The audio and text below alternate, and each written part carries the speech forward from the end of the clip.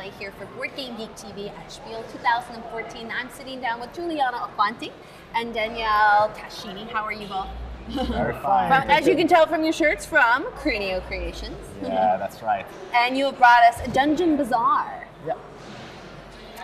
And as you can imagine, It takes place in a dungeon. Every world, there's a village, small village, where there's a dragon cave, Obviously. which the obvious, usual dragon who terrorize the population, and all the heroes gather each year to fight the dragon, to try to save the population from this enemy. You know, It's as predictable as Christmas.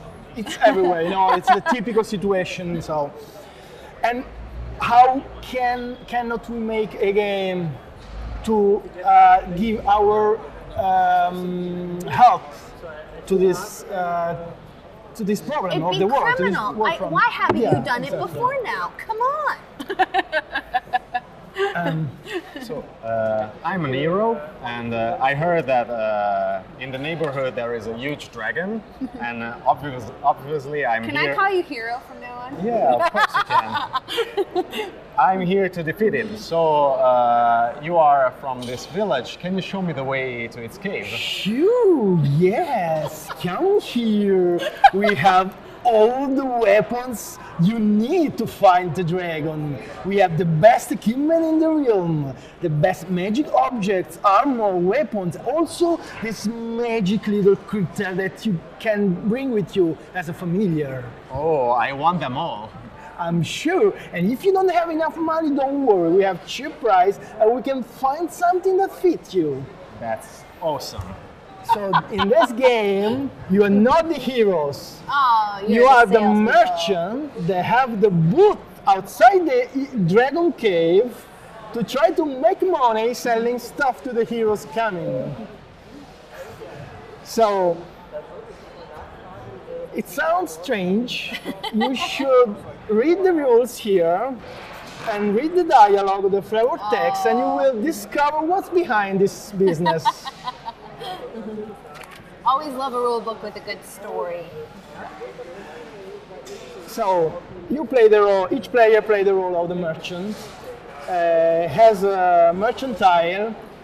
Each merchant has a power, and each tile has two sides. So at the beginning of the game, you will choose which merchant and which power to use. The game setup it's ever changing. So in a way that each game you have a different setup. Those are the dungeon tiles that are put in a random way each time. Also, the card decks that represent the objects are placed randomly at the beginning of the game. So for example, this is the setup for a game, but the next game should be with room changed and deck changed. Because each room has some feature, and each deck has a different kind of objects.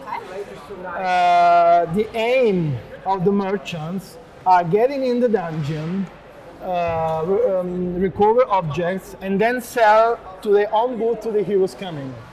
The game lasts 3 rounds. In each round represents a season. In each season, a certain number of heroes are coming, depending on the number of players. So we have first level heroes, second level heroes, and third level heroes. Each hero comes with a money budget and some requirements. You know, the heroes are very stupid. They want something and they want then. So they are asking for certain kind of object. They can be weapons, magical items, potions, armors. But they can pay at last what they have. So you go in the dungeon, take some object, sell them, starting from the first hero and from the first object. But the point is that those heroes are also stingy. They want to pay as less as possible. So if more than one merchant has the same object to sell, they will find the cheapest one, not the best one. That's the trick of the game. The mechanics work like this. In each turn, you have 3 actions, and you can spend an action to move on the inside the dungeon, to drop a goblin on a deck, because his merchant has its own bunch of goblins that serve him. Or you can open a door. If you take a look to the room, there are open doors and closed doors. When you have to open a closed door, you need to spend one action. Makes sense. There are also, in the setup, you put some stuff like an orc that's very big, so you can corrupt him and he will help you to recover objects. There's the accountant of the dragon that can score you points in a certain way. I'm not going into deep details of the mechanism, but there are these dragon tokens that represent the favor you do to the dragon inside the dungeon, like, you know, clean the money or reorganize the scrape him, you know, and your revenue will be a dragon token that you can spend to make special action. But when you set up the game at random, you will put on the dungeon the baby dragon. Aww. If you find him, you just bring back to the mother in the dragon room, and you will get the revenue too. So 3 actions per turn. Every player drop his own goblin on the decks. At the end of in your turn, you can choose to just pass. When you pass, you cannot do anything else in the dungeon. Where you leave the I was dungeon. gone. Okay. You use this token. When all the player has passed the round, it's over. So there's a draft on each deck. Let's say we are this way. So each goblin counts 1. The merchant itself counts 2. If you use the orc counts 3. And for each deck, you draw 1 card per player on it, plus 1. Okay. The first player, the player who has the majority, in this case is the white, because it has 2 plus 1, 3. In case of tie, it depending on the exit order. So in this case, the orange exit before the blue. Orange So and white, tie. orange, blue. I choose one object and then pass the other to the second player. The orange. So white would pick first. And Yes. No, white. At the end of this phase, in which every merchant took all the objects, you just expose your object on your booth, and then the heroes will buy starting from the cheapest one.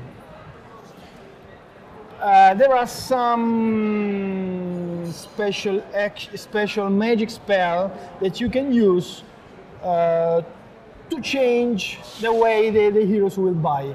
Because, you know, the heroes are simple minds. They want the cheapest object and they want to fight. So you can try to convince them with magic help. Like there's a seasonal spells and annual spell that help you to change the way they to change their mind. For example, this one force an object to be bought at the maximum price. So who has the majority here decide that, for example, the weapons are sold at the maximum price. And this is something that change your way to choose the cards, and there's a bluffing part because, for example, I have the majority here. On a basic idea, we keep the cheapest object. But I know that you here, you can decide that this object should be sold at the maximum price. So I can decide to take the highest price object. And then I make the decision, give the rest to you. You don't know if I kept the cheapest or the highest. So when it's up to you to decide, you try to figure out what was my decision. That's the game. And with only 2 rounds, I imagine the game probably doesn't take very long. Sorry? The game doesn't probably take very long. 3 rounds. Three rounds. Yeah. 3 rounds. Yeah, it's less than an hour. Like, yeah, so real fast one. And how many does it play up? How many From players? 2 to 5. All right, so you can get a good group going. Yeah. And just for this Essen fair, we have a bonus merchant. Che non ci abbiamo. Somewhere. Somewhere? We have a promo tie that's another merchant. Yeah, with 2 Special different power. powers. Right, so you could switch up the game a little bit by trying a different special power. Yes. Well, thank you both for stopping by and showing us Dungeon Bazaar. Thank you.